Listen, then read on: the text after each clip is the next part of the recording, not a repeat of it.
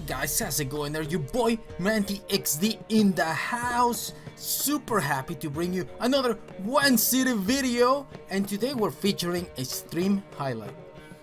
This game was amazing.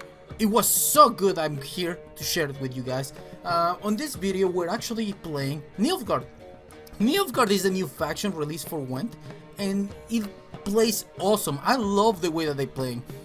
This deck, the one that you're seeing right now, it's a spy deck, and I really like the concept. I really like the way it works. Hopefully I can branch out the deck a way more, and once the deck is final, I will give you guys a deck list. But for now, going to the game, we see the Donor and Hinder opening, which is very common for people. And what happens with this is that pretty much tells me that my enemy is going to pass round 1. His round 1, it's one of the weakest for Skellige, so a lot of people don't play it, and it's, you know, even though after the board nerf, it's still a good way to pass early rounds. He plays Donner and Birna, right? So he plays Birna brand, and this pretty much tells me that he's going to pass. He's committed to that pass. We go ahead and play one of the new cards that allows us to give Adrenaline Rush to one of the cards. So I will start the next round with 22 points of strength. Yes, I have gone down two cards, but in reality I'm keeping one right there. My enemy decides to pass, and while this is starting, let me tell you something, guys. I'm in absolute love with Nilfgaard right now. I don't know if it's the splash, it's the refresh, but it's just so fun to play. It's so fun. Right here I have two amazing draws. We have Jennifer the Conjurer and we have King of Beggars. Now, what you're watching right now, this is the passive ability for Nilfgaard, which allows you to redraw one of the cards if you want to at the beginning of each round. So right here I'm waiting for, I'm really trying to think what I can do right here, and right there I'm checking my deck tracker and the options that I have. So I know that I have a body on my side of the field, and I can actually throw a bunch of spies, and if they buff anything, I already have a body. This is a very common mistake that I've seen people do. They start throwing spies when there is nothing on their side of the field, and then they get like emissary or something like that and just start buffing, right? And nothing happens. So I realized that I'm 2 cards behind and that my enemy has to catch up. So I decided to pass. I check everything on the deck tracker, and talking about deck tracker, huge shoutouts to Buffy. What you're doing with the deck tracker is amazing, and it saves me so much headaches. Make sure you guys check the Gwent tracker, guys. I will make sure that to have a link on the comment section. My enemy right here plays one of the new Skellige cards, which is Clan Dominating Shield Maiden. Alright? And it's kind of like a rally ability if you have a bear, because every time that they have take a point of damage without dying, they pull another one. Really fun card to play, So right here we're seeing once again the Nilfgaard passive ability, which allows me to redraw a card. On this point I put away a Source Thunder. I don't feel like I need it. I see my hand and I see the deck tracker, and I really like what I see. And so right here my enemy is going to rest one of the new cards. It's actually not a new card, but it was changed. This card is crazy now. It's so damn good. And this card is the Axeman. The value that it is getting is insane.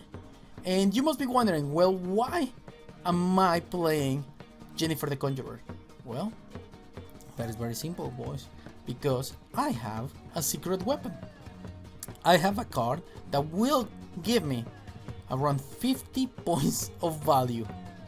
And would you be like, is that igni? Well, igni does give us really good value in this game, and But it's not that card. Our secret weapon is silver, and we'll be showing it pretty soon. So back into the game. So he already has 2 Axemen out. He has Oak Vist, and you must be thinking, well, don't you wish you had Source Thunder? No, not really, because one of the really cool parts about Nilfgaard is that you're in somewhat kind of control, as long as you know what you have on your deck and what's going to bring it out. Make sure you know your cards. Sometimes the card will bring the top card, sometimes it will bring a loyal card. It really depends on the card. Make sure you read the context. So let's see what's on the board right now. He goes ahead and plays Gwent. The board right now has Jennifer on both sides, which once again, boys, Jennifer is amazing, so good. Always 15 points of strength plus. You know, make sure you play it properly though. Make sure you play it properly. Right here, I'm starting to notice that he's very unlikely to have weather, and if he has weather, I think I can deal with it because it's probably going to be just coral.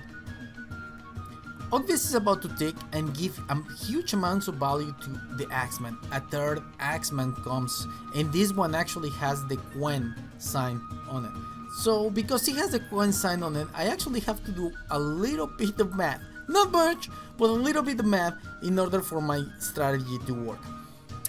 In talking about Gwent, Alba Spearman is actually really good. I wasn't so much of a huge fan of this card, but the actual Gwent on it gives a lot of value. So right now, you see the Axemen are already at 14 and 13 plus Gwent. He replaced Ogvis, right now it's at 14-15. I gotta recheck my math, and right here I'm about to play one of my favorite cards from this faction, Cantarella. Cantarella allows you to draw the top card or put it back into the deck and draw the next one. So we go ahead and we get Igni. So right here I feel super confident, I feel really good. We're still 2 cards ahead. He goes ahead and prematurely Igni, in my opinion. Premature Igni. When right here you must be thinking like, how are you going to win this? What are you going to do? Well, as I said, I have a secret weapon.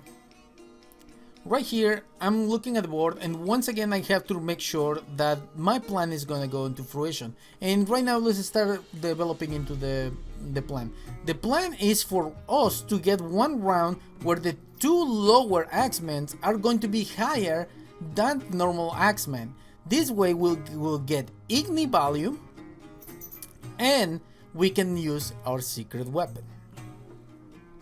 He goes ahead and gets so much value from Stemfalls. Stemfalls was changed, it was buff, and right here, at this point, this is the point where we are going to start changing things a little bit. Look at this. He has 138 strength to 30, and once again, yes, we have Igni, but still the difference is massive. We're waiting on his last card. If he has, I'm waiting on his last card just to finish the plan. On the bottom right side, look at this. I'm happy because I'm trying to calculate the order of questions, and I calculate for a win. However, remember, it's my math, and my math usually goes wrong pretty easily. Okay, so let's go back. There it is, coral. So at this point we're 155 to 30. Okay, so right here I have to kill 1 turn, so the 2 go higher than my lowest one, right? Because remember, the effects of Jennifer.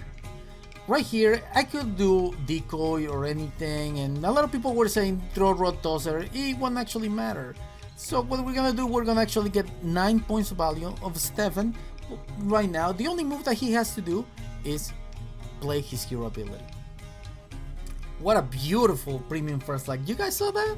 Amazing. Okay, so now he uses hero ability. My Jennifer will hit the highest axemen, buffing the two that are lower. Now we have 2 of 50, which gives us an amazing igni. It's a 104 point value igni. This is like the igni of a lifetime. I don't think I've gotten a better igni than this. This is like the best igni I've ever gotten in my Gwent career. Okay, man, it's not a career. Okay, I get it, but you know what I'm saying, right? So right now his Jennifer is going to take buffing the single one, right? So he's still feeling pretty confident. We go ahead and take Menno, because Menno is gonna take away all the spies on the other side of the field. And right here, he's feeling confident, and there it is, our star, Peter, dude. Peter is so damn good. Look at that. That was 50 plus value. He did not see this coming. What a game.